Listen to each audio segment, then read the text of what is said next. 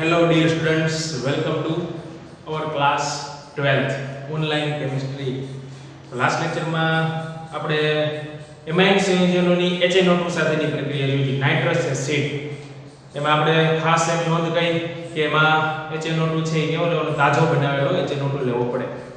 તો આજના લેક્ચરમાં આપણે એમાં એક જે રિએક્શન હતી પ્રાથમિક એમાઇન છે એ ડાયઝોનિયમ ક્ષાર બનાવે. તો બેન્ઝીનની જે રિએક્શન કરી આપણે એરોમેટિક એડિલિન જે છે એની રિએક્શન કરીએ એક પ્રકારનું ડાયએઝોટાઇઝેશન પ્રક્રિયા. કેવી પ્રક્રિયા? ડાયએઝોટાઇઝેશન પ્રક્રિયા. હવે અહીંયા લખીએ આપણે કોની સાથેની પ્રક્રિયા? With aryl sulphonyl chloride. Aryl sulphonyl chloride એનું બીજું નામ જે છે સાયન્ટિસ્ટના નામ ઉપરથી આપણે કેવું હોય તો હિન્સબર્ગ રિએજન્ટ. આ જે એરાઇલ સલ્ફોનાઇલ ક્લોરાઇડ છે એને કહેવાય હિન્સબર્ગ reagent. હિન્સબર્ગ reagent. કે હિન્સબર્ગ છે એ સાયન્ટિસ્ટનું નામ છે. હિન્સબર્ગનો પ્રક્રિયક, જેમ ગ્રિગ્નાર્ડનો પ્રક્રિયક આવે છે તેમ હિન્સબર્ગનો પ્રક્રિયક. ચાલો એમાં હિન્સબર્ગનો પ્રક્રિયક છે એ શું છે એનું આપણે થોડુંક એનાલિસિસ કરીએ. હિન્સબર્ગનો પ્રક્રિયક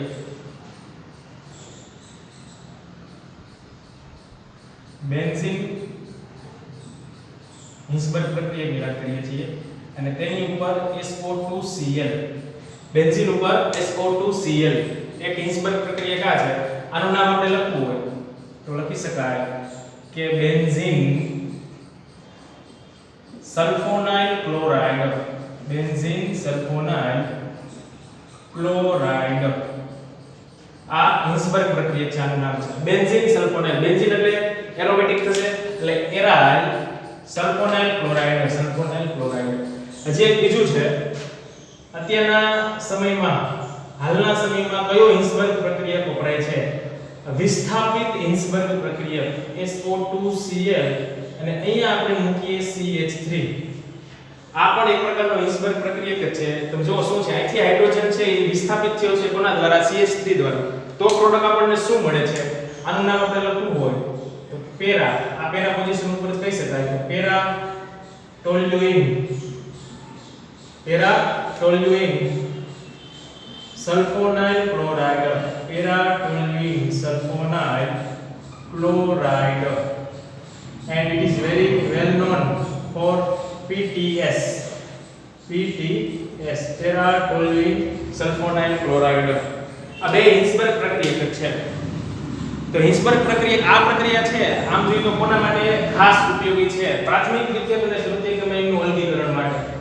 પ્રાથમિક દ્વિતીયક અને તૃતીયક એમાઇનના મિશ્રણનું અલગીકરણ. તમારે પ્રાથમિક દ્વિતીયક તૃતીયક એમાઇન છે એનું ત્રણેય જે એમાઇન છે એનું મિશ્રણ હોય આપણી પાસે. એમાં ત્રણેય એમાઇનનું આપણે એક બીકરમાં મિશ્રણ લીધું છે. ધારો કે આ રીતે છે આપણી પાસે પ્રાથમિક દ્વિતીયક તૃતીયક એમાઇન. ત્રણેય એમાઇનનું મિશ્રણ છે. એમાંથી આપણે ત્રણેય એમાઇનને સેપરેટ કરવા છે. આની અંદર શું છે? પ્રાથમિક દ્વિતીયક અને તૃતીયક ત્રણેય એમાઇન છે. પ્રાથમિક એમાઇન વત્તા દ્વિતીયક એમાઇન વત્તા તૃતીયક એમાઇન ત્રણેય એમાઇનનું મિશ્રણ છે. આમાંથી આપણે ત્રણેય એમાઇનને સેપરેટ કરવા છે તો તમારે કઈ પ્રક્રિયા કરવી પડે? હિન્સબર્ગ પ્રક્રિયા કરવી પડે. કઈ પ્રક્રિયા?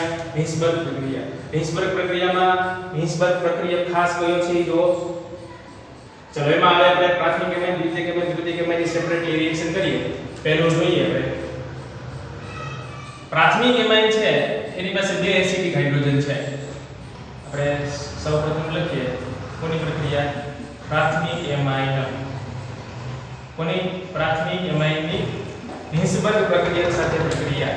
એમાં આપણે પ્રાથમિક એમાઇન લઈએ ઇથાઇલ એમાઇન. ઇથાઇલ એમાઇનને આપણે ET વડે દર્શાવીએ અથવા તો C2H5 અહીંયા હું ET વડે દર્શાવું. એ તમારે વ્યવસ્થિત સમજી લેવાનું. ET એટલે શું થશે? ઇથાઇલ. ચલો આ એક પ્રકારનો પ્રાથમિક એમાઇન છે ET NH2 એટલે કે ઇથેન એમાઇન. એની આપણે પ્રક્રિયા કરવાની છે કોની? બેન્ઝીન સલ્ફોનાઇલ ક્લોરાઇડ હિન્સબર્ગ પ્રક્રિયક સાથે પ્રક્રિયા કરીએ. આ રીતે હું પ્રક્રિયા લખું છું જેથી કરીને મિકેનિઝમ સાથે સાથે આપણે ડિસ્કસ કરતા જઈએ. બેન્ઝીન સલ્ફોનાઇલ ક્લોરાઇડ શું છે? Benzene sulfonyl chloride. આમ આપણે ટૂંકમાં લખવું હોય તો BSC, not Bachelor of Science.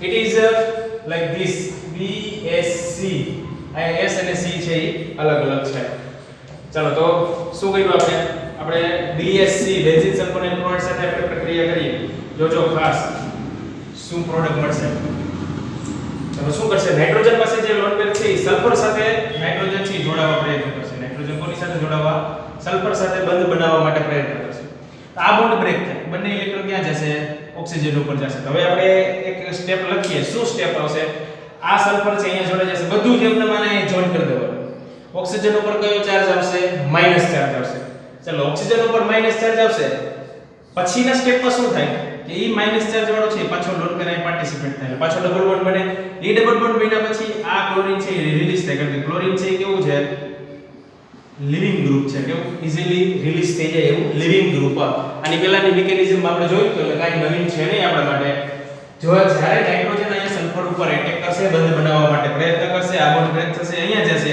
બીજા સ્ટેપમાં શું થશે ઈ જ માઈનસ ચાર્જ જે છે પાછો બોન્ડમાં પાર્ટિસિપેટ થશે પાછો ડબલ બોન્ડ બનશે તો અહીંયા આપણે પ્રોડક્ટ લખવું હોય તો અલ્ટીમેટલી અહીંયા છૂટું શું પડે છે Cl શું છૂટું પડે છે Cl તો આપણે અહીંયા પ્રોડક્ટ લખીએ શું બને છે કે ઇથાઇલ N બે હાઇડ્રોજન છે એ આપણે એઝ ઇટ ઇઝ બંને હાઇડ્રોજન છે એમને નાઇટ્રોજન આ સલ્ફર સાથે બંધ બનાવે છે આ સલ્ફર સાથે બંધ બનાવે છે એના ડબલ બોન્ડેડ ઓક્સિજન છે એમને double bonded oxygen and this is phenyl ring okay ચલો તો નાઇટ્રોજન છે આ સલ્ફર સાથે બંધ બનાવ્યો છે નાઇટ્રોજન ઉપર કયો ચાર્જ આવશે પોઝિટિવ ચાર્જ આવશે શું ચાર્જ આવશે પોઝિટિવ ચાર્જ હવે આ એક પ્રકારનું SO2 અને NH વાળું કમ્પાઉન્ડ મળે છે SO2 અને NH વાળું હવે આની આગળ આપણે પ્રોસેસ કરવી શું થશે આ બોન્ડ છે એ બ્રેક થશે અને બંને ઇલેક્ટ્રોન ક્યાં જશે નાઇટ્રોજન ઉપર કારણ કે નાઇટ્રોજન જો ઇલેક્ટ્રોન પ્લસ ચાર્જ છે ઇલેક્ટ્રોનનો ભીખો છે એને ઇલેક્ટ્રોનની જરૂર છે તો ક્યાંથી લેશે હાઇડ્રોજન પાસેથી ઇલેક્ટ્રોન લેશે હાઇડ્રોજન અહીંથી છૂટો પડશે બિચારો હાઇડ્રોજન ઇલેક્ટ્રોન મૂકીને જશે તો શું છૂટું પડશે અહીંથી જે છૂટું પડે છે એ શું H+ H+ તો અલ્ટીમેટલી H+ અને Cl- થી જોડાઈ જશે અને શું બને HCl રિલીઝ થશે અહીંયા આપણને શું મળશે ઇથાઇલ NH નાઇટ્રોજનની આ બે લોન પેર સોરી એક લોન પેર જે છે બે ઇલેક્ટ્રોન પાછા આવી ગયા નાઇટ્રોજન હતો એમના એની નાઇટ્રોજનની જે ઇલેક્ટ્રોન પ્રત્યેનું જે હતું એ પૂરું થઈ ગયું હોય એના ઇલેક્ટ્રોન આવી ગયા અહીંયા શું કરવું કે મેં અહીંયા ઇલેક્ટ્રોન વાપર્યા છે મને મારા ઇલેક્ટ્રોન પાછા દ્યો મારા ઇલેક્ટ્રોન જોઈ છે તો કાઈ વાંધો નહીં કોણ કહેશે હાઇડ્રોજન એમ શું કહેશે કે મારું ઇલેક્ટ્રોન લઈ લે ભાઈ નાઇટ્રોજન છે લઈ લેશે આવું આપણને પ્રોડક્ટ મળશે અને HCl છૂટું પડ્યું આનું નામ શું થશે કયો સમૂહ છે એ જુઓ આપણે યાદ કરો CONH2 હોય તો એને આપણે એમાઇડ કહેતા હતા CONH2 સમૂહ હોય CONH2 એમાઇડ પછી આમ હોય CONHR દ્વિતીયક એમાઇડ પછી હજી એક હાઇડ્રોજન રિલીઝ થઈ જાય તો તૃતીયક એમાઇડ તેની ઉપરથી આ SO2 છે અને NH છે તો સલ્ફોનેમાઇડ શું કહેવાય એને સલ્ફોનેમાઇડ પણ કેવું સલ્ફોનેમાઇડ દ્વિતીયક સલ્ફોનેમાઇડ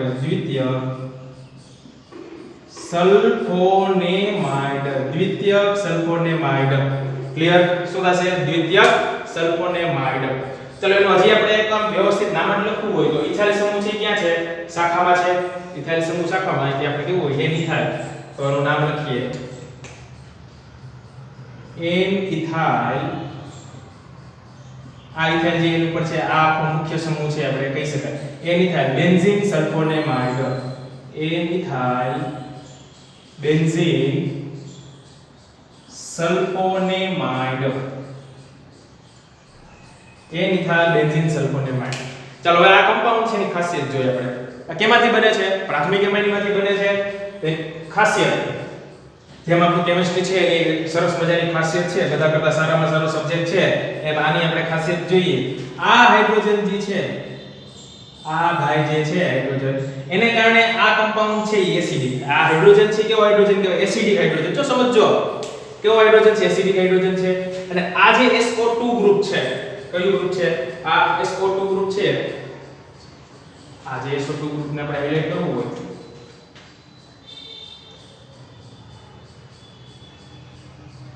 લખાણમાં લખ્યું છે એની પરથી તમને સમજાવું છું SO2 આ જે ગ્રુપ છે સલ્ફાઇડ ગ્રુપ જે છે સલ્ફોનાઇડ ગ્રુપ કહી શકાય એ પ્રબળ ઇલેક્ટ્રોન આકર્ષક છે કેવું છે પ્રબળ ઇલેક્ટ્રોન આકર્ષક આ જે ભાઈ છે એને કારણે આ હાઇડ્રોજન છે એ એસિડિક થશે એ હાઇડ્રોજન કેવો થશે એસિડિક. તો આની પાસે આ જે દ્વિતીયક સલ્ફોનેમાઇડ બને છે એની પાસે એસિડિક હાઇડ્રોજન છે. અહીંયા લખીએ આપણે કે આની પાસે લખીએ કે એની પાસે એસિડિક હાઇડ્રોજન અવેલેબલ છે. એસિડિક હાઇડ્રોજન છે આમાં. તેથી શું થશે? આની ખાસિયત શું કે તેથી આ જે છે એ આલ્કલીમાં દ્રાવ્ય થશે. આપણે લખવું હોય તો લખી શકાય. So we can say that this sulfonamide is soluble in alkali. Soluble in alkali. Alkali એટલે શું થશે? બેઝ. કેમાં દ્રાવ્ય થશે? આલ્કલી એટલે કે બેઝમાં દ્રાવ્ય થશે. ઘણાને ખબર ન હોય આલ્કલી એટલે શું થશે? બેઝ. બેઝમાં દ્રાવ્ય થશે. આ એસિડ થયું ને, આ એસિડ થયું. શેમાં દ્રાવ્ય થશે? બેઝમાં દ્રાવ્ય થશે. જો સમજો આ એસિડ છે એ કેમાં દ્રાવ્ય થશે? બેઝમાં, આલ્કલીમાં દ્રાવ્ય થઈ શકે. એસિડ શું કામ છે? હાઇડ્રોજનને કારણે. તેથી આપણે કહી શકીએ કે બેઝમાં દ્રાવ્ય થશે. एसिड बेस में द्रव्य है. एसिड बेस में द्रव्य सोल्यूबल है क्योंकि एसिड को बेस पसंद है. So we can say that acid is soluble in base. इस कंपाउंड पाछो આપણે લઈએ. એ જે બન્યો છે એ कंपाउंड લઈએ. આપણે અત્યારે વાત કરીએ છીએ કોની? માત્ર પ્રાથમિક એમાઇનની. એ જ कंपाउंड આપણે પાછો લેવો હોય, બેઝ આપણે એડ કરશું એમાં.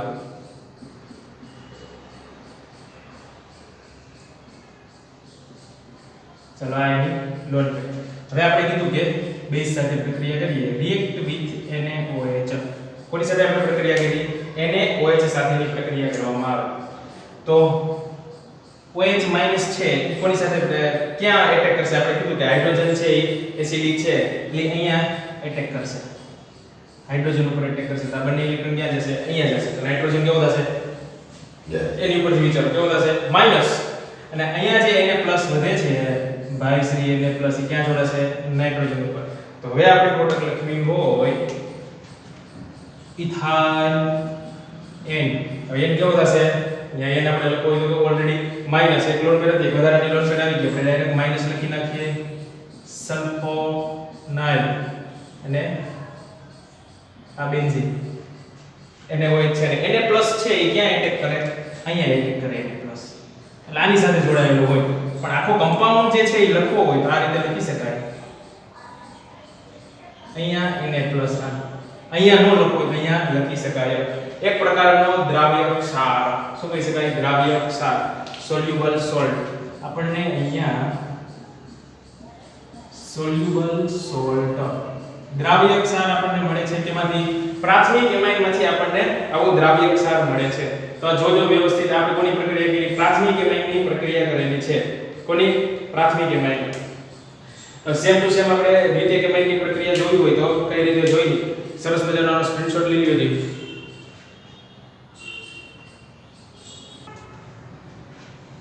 તો પ્રાથમિક એમાઇનમાં હિન્સબર્ગ પ્રક્રિયા સાથે કઈ રીતે પ્રક્રિયા કરી આપણે જોયું. તો દ્વિતીયક એમાઇનની વાત કરીએ કે દ્વિતીયક એમાઇન છે એમાં તમે વિચારો એક હાઇડ્રોજન ઓછો છે.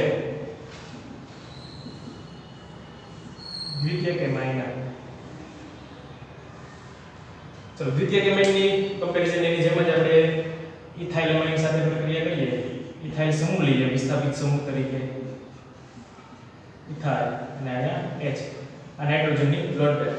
તો N ઇથાઇલ અને ઇથેનેમાઇન એની આપણે કોની સાથે પ્રક્રિયા? હિન્સબર્ગ પ્રક્રિયક સાથે પ્રક્રિયા. Benzene sulfonyl chloride. Benzene sulfonyl chloride આની સાથે આપણે પ્રક્રિયા કરીએ છીએ. સેમ ઓની જેમ જ જેમ આપણે જોયું પ્રાથમિક એમાઇનમાં કે આ જે નાઇટ્રોજન છે એ ક્યાં એટેક કરશે? સલ્ફર સાથે બંધ બનાવવા પ્રયત્ન કરશે. આ ડબલ બોન્ડ બ્રેક થશે, ઓક્સિજન માઈનસ થશે. બીજા સ્ટેપમાં શું થશે કે ઈ ઓક્સિજનનો જે લોન પેર વધારાનો આવશે પાછો બોન્ડમાં પાર્ટિસિપેટ થશે. આ બોન્ડ બ્રેક થઈને ક્લોરીન છે રિલીઝ થશે. કારણ કે ક્લોરીન છે ઈઝીલી લિવિંગ ગ્રુપ કહી શકાય. ચાલો હવે આપણી પ્રોડક્ટ મળશે. અહીંયા આપણે લખવું હોય એમાં લખીએ શું રિલીઝ થશે. ચાલો ઇથાઇલ N ઇથાઇલ આના હાઇડ્રોજન. નાઇટ્રોજન જ્યારે ડોનેટ કરે છે સલ્ફર સાથે બંધ બનાવે છે. Sulphur double bonded oxygen as it is અને ફિનાઇલ. ઓકે શું રિલીઝ થશે? રિલીઝ થયું અહીંયા Cl માઈનસ અને આ આપણો જે નાઇટ્રોજન છે ઇલેક્ટ્રોન ડોનેટ કરી દીધા. શું થયો? Plus charge. હવે તમે જોજો ઇલેક્ટ્રોન ડોનેટ કઈ કર્યા પછી ઓની જેમ જ પહેલા શું કર્યું મોટા પડે નાઇટ્રોજન ઇલેક્ટ્રોન આપી દીધા. હવે બીજા સ્ટેપમાં શું કરશે કે મને મારા ઇલેક્ટ્રોન પાછા આપો. તો આ બધા સાથે જોડો કરશે પાછા ઇલેક્ટ્રોન બિચારો હાઇડ્રોજન આ બધામાં બિચારો કોણ છે હાઇડ્રોજન. એ હાઇડ્રોજન છે ઇલેક્ટ્રોન આપશે આ બોન્ડ બ્રેક થશે એ ઇલેક્ટ્રોન અહીંયા જશે. તો આપણે સરસ મજાનું આપણું સ્ટેપ લખી શકીએ કે ઇથાઇલ એન ઇથાઇલ નાઇટ્રોજનના પાછા બે ઇલેક્ટ્રોન આવી ગયા. જોઈ નાઇટ્રોજન દાંત કાઢવા મળ્યો. અહીંયા ઇલેક્ટ્રોન પેલા બતાવવું પડે એવા અહીં મૂંઝાણો નાઇટ્રોજન હવે અહીંયા ઇલેક્ટ્રોન છે એ પાછો આપે છે. તો અહીંયા આપણી બેન્ઝીન રિંગ છે sulphonyl S double bonded O અને બેન્ઝીન રિંગ છે એ એઝ ઇટ ઇઝ આ રીતે પ્રોડક્ટ બની. હવે આની કમ્પેરીઝન તમે કરો પ્રાથમિક ઇમેજની જે આપણે બનાવ્યું હતું એની સાથે આપણે કમ્પેરીઝન કરો કે આની પાસે એસિડિક હાઇડ્રોજન છે એસિડિક હાઇડ્રોજન નથી. એસિડિક હાઇડ્રોજન ન હોવાથી તે NaOH એટલે કે બેઝમાં કેવો છે અદ્રાવ્ય ઇનસોલ્યુબલ ઇન આલ્કલી. આલ્કલીમાં કેવો થશે અદ્રાવ્ય ઇનસોલ્યુબલ ઇન આલ્કલી. અહીંથી શું છૂટું પડ્યું H+ એટલે HCl છે દૂર થશે. ચાલો તો હવે આલ્કલીમાં અદ્રાવ્ય છે તો આપણે આની આલ્કલી સાથે પ્રક્રિયા કરાવીએ NaOH સાથે પ્રક્રિયા કરાવીએ તો પ્રક્રિયા થશે નહીં. પ્રક્રિયા થતી નથી. તો આ ક્યાં જશે પાત્રના તળિયે બેસશે. શું બેસે પાત્રના તળિયે. તો જો પ્રાથમિક રીતે કૃત્ય કેમેન કઈ રીતે અલગ પાડી શકાય એની વાત છે. પ્રાથમિક કેમેન અલગ થઈ ગયો એ સોલ્યુબલ હતો દ્રાવ્ય તો આ અદ્રાવ્ય રહેશે NaOH સાથે પ્રક્રિયા કરશે નહીં કારણ કે આની પાસે એકો એવો હાઇડ્રોજન છે એની ત્યાં યાદ કરો અહીંયા એક હાઇડ્રોજન હતો પ્રાથમિક કેમેન હોય એટલે એક જ ઇથાઇલ સમૂહ હતો અહીંયા એક શું હતો હાઇડ્રોજન. સેમ ટુ સેમ આપણે કૃત્ય કેમેનની પ્રક્રિયા કરીએ રિએક્શન વિથ ટર્શરી અમાઇન. ટર્શરી અમાઇન સાથે બહુ સરસ મજાની રિએક્શન થશે. ચાલો એમાં ત્રણેય બાજુ આપણે ઇથાઇલ સમૂહ લઈએ NN ડાઇથાઇલ ઇથેનેમાઇન. ત્રણેય બાજુ આપણે ઇથાઇલ લઈએ plus benzene sulfonyl chloride BSC not bachelor of science but benzene sulfonyl chloride. ચાલો રિએક્શન કરાવીએ શું થશે વિચારજો. સેમ રિએક્શન પેલા નાઇટ્રોજન હળવો પોતળો થઈને શું કરશે સલ્ફર સાથે બંધ બનાવવા પ્રયત્ન કરશે. તો સેમ પ્રોસેસ આ બોન્ડ અહીંયા જશે આ પછીના સ્ટેપમાં અહીંયા જશે અને ક્લોરીન છે શું થશે લિવિંગ ગ્રુપ સરળતાથી ઇલેક્ટ્રોન ડોનેટ કરશે. હવે સાંભળજો શું આપણે પ્રોડક્ટ મળી ઇથાઇલ એન ઇથાઇલ અને અહીંયા આપણે ભાઈશ્રી સલ્ફર વાય છે એ જોડાઈ જશે. આ આપણું બેન્ઝીન રિંગ છે એ એમને અને આ જે નાઇટ્રોજન છે એ શું રિલીઝ થયું Cl- છે રિલીઝ થાય છે અને આ નાઇટ્રોજન છે એની પર પોઝિટિવ ચાર્જ આવશે. હવે કમ્પેરીઝન કરો કે દ્વિતીય કેમાઇનમાં એક હાઇડ્રોજન છે એટલે અહીં હાઇડ્રોજન આવ્યો પ્રાથમિક કેમાઇનમાં બે જગ્યાએ હાઇડ્રોજન હતા. અહીંયા હાઇડ્રોજન છે પ્રાથમિક દ્વિતીય બે પછી તૃતીયમાં હાઇડ્રોજન નથી. અને પછીની સ્ટેપ શું થતું હતું કે અહીંયા નાઇટ્રોજન શું કે છે હવે મારા પાસે ઇલેક્ટ્રોન જોઈએ છે. આપણે કીધું હતું પહેલા મોટા ઉપર ઇલેક્ટ્રોન આપે છે હવે શું કે છે મને મારા ઇલેક્ટ્રોન પાછા આપો. તો હવે પ્રાથમિક અને દ્વિતીય કેમિકલમાં તો ઇલેક્ટ્રોન આપવા માટે હાઇડ્રોજન બિચારો હતો. અહીંયા બિચારો કોઈ છે નહીં બધા ઇથાઇલ છે. તો આ જે ઇથાઇલ સરળતાથી દૂર થઈ શકે નહીં. હાઇડ્રોજન બિચારો સરળતાથી દૂર થઈ શકે એ ઇલેક્ટ્રોન છે નાઇટ્રોજનને આપશે. અહીંયા ઇથાઇલ સરળતાથી દૂર થઈ શકશે નહીં. તો ઇથાઇલ છે કારણ કે એના માટે ખૂબ જ વધારે ઊર્જાની જરૂર પડે. નાઇટ્રોજન શું કહે છે મારે ઇલેક્ટ્રોન જોઈએ જ છે મારે મારા સ્ટેબિલિટી માટે મને મારા ઇલેક્ટ્રોન આપો ને આપો. તો આ જે બંધ બનાવ્યો તો એ પાછો છે બોન્ડ બ્રેક થાય એટલે બંને ઇલેક્ટ્રોન પાછા સલ્ફર સાથે જાય નાઇટ્રોજન ઉપર જશે. આ બોન્ડ બ્રેક થી પેલા શું કર્યું હતું એ જ ઇલેક્ટ્રોન સલ્ફર ને આપ્યા સલ્ફર સાથે બંધ બનાવવામાં આવ્યા હતા એટલે પાછી કઈ પ્રતિગામી પ્રક્રિયા થશે. આ જ બંધ છે એ બ્રેક થઈને પ્રતિગામી પ્રક્રિયા એટલે પાછું આમાંથી છે એ આ બને છે પાછું આમાંથી આ બને છે પ્રતિગામી પ્રક્રિયા. કેવી પ્રક્રિયા પ્રતિગામી પ્રક્રિયા. તો અલ્ટિમેટલી લખવામાં શું આવે છે કે તૃતીય કેમાઇન છે અહીંયા આપણે લખી શકીએ કે તૃતીય કેમાઇન છે ઈ હિન્સબર્ગ પ્રક્રિયા HR એટલે હિન્સબર્ગ રિએજન્ટ. શું હિન્સબર્ગ રિએજન્ટ એની સાથે પ્રક્રિયા કરતો નથી. યાદ રાખજો. તો પ્રાથમિક દ્વિતીય કેમાઇન છે એ પ્રક્રિયા કરે છે તૃતીય કેમાઇન હિન્સબર્ગ સાથે પ્રક્રિયા કરતો નથી. પ્રાથમિક કેમાઇન પાછું જે પ્રક્રિયા કરીને જે સલ્ફોનેમાઇડ મળે છે આ કેવો સલ્ફોનેમાઇડ છે તૃતીયક સલ્ફોનેમાઇડ લખી નાખીએ શું થશે તૃતીયક સલ્ફોનેમાઇડ. એનું આપણે નામ લખવું NN ડાઇથાઇલ આનું નામ લખવું હોય તો NN ડાઇથાઇલ benzene sulphonamide NN ડાઇથાઇલ benzene sulfonamide. ચાલો ક્લિયર. તો પ્રાથમિક દ્વિતીયક તૃતીયક ત્રણેય એમાઇનનું મિશ્રણ જે હોય એને અલગીકરણ કરવું હોય તો કઈ પ્રક્રિયા મોસ્ટ ઇમ્પોર્ટન્ટ હિન્સબર્ગ પ્રક્રિયા તમારે ફોલો કરવી પડે. હવે ટૂંકમાં એક સરસ મજાનો ચાર્ટ આપણે બનાવી લઈએ. ચાલો તો કઈ રીતે ત્રણેય એમાઇન તમારે હોય. પ્રાથમિક એમાઇન છે ઈ કોની સાથે પ્રક્રિયા કરશે? પહેલા હિન્સબર્ગ સાથે પ્રક્રિયા કરશે તો કે યસ હિન્સબર્ગ સાથે પ્રક્રિયા કરશે. પછી NaOH સાથે પ્રક્રિયા કરશે. આલ્કલી સાથે પ્રક્રિયા NaOH એટલે શું લખીએ આપણે? આલ્કલી એટલે કે બેઝ સાથે પ્રક્રિયા કરશે તો કે યસ. દ્વિતીયક એમાઇન આપણો જે છે એ હિન્સબર્ગ સાથે પ્રક્રિયા કરે છે તો કે યસ. પણ આલ્કલી એટલે કે NaOH કે KOH કોઈ પણ લઈએ આપણે આલ્કલી સાથે પ્રક્રિયા કરે છે તો કે નહીં, આલ્કલી સાથે પ્રક્રિયા કરતો નથી. આપણો ભાઈ તૃતીયક એમાઇન જે છે હિન્સબર્ગ સાથે પ્રક્રિયા કરે નથી કરતો તો એ તો ચોખ્ખું જ છે આલ્કલી સાથે પ્રક્રિયા પણ કરશે નહીં. NaOH most important very most important શોર્ટમાં તમારે સાવ યાદ રાખવું હોય તો કોણ કઈ રીતે ક્યાં કેટલી વખત પ્રક્રિયા કરી શકે છે મોસ્ટ ઇમ્પોર્ટન્ટ યાદ રાખજો. શું કીધું? પ્રાથમિક એમાઇન છે બે સાથે પ્રક્રિયા કરે છે. પ્રાથમિક એમાઇન વેરી મોસ્ટ ઇમ્પોર્ટન્ટ. પ્રાથમિક એમાઇન બંને સાથે પ્રક્રિયા કરે છે હિન્સબર્ગ પ્રક્રિયક સાથે અને આલ્કલીમાં પણ દ્રાવ્ય છે. હવે તમને ક્વેશ્ચન એવો પૂછાય, ક્વેશ્ચન કયા ટાઈપનો પૂછાઈ શકે એની વાત કરીએ આપણે. ક્વેશ્ચન the amine એટલે ગુજરાતી ભાષા તમારે the amine react with Hinsberg reagent as well as alkali. So the amine is what? આવો ક્વેશ્ચન પૂછે.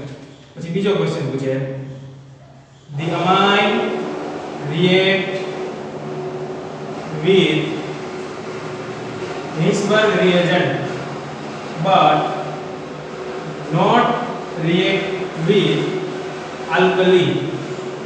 So the given amine is what? Question. The given amine not react with Hinsberg reagent as well as alkali. So the given amine is what?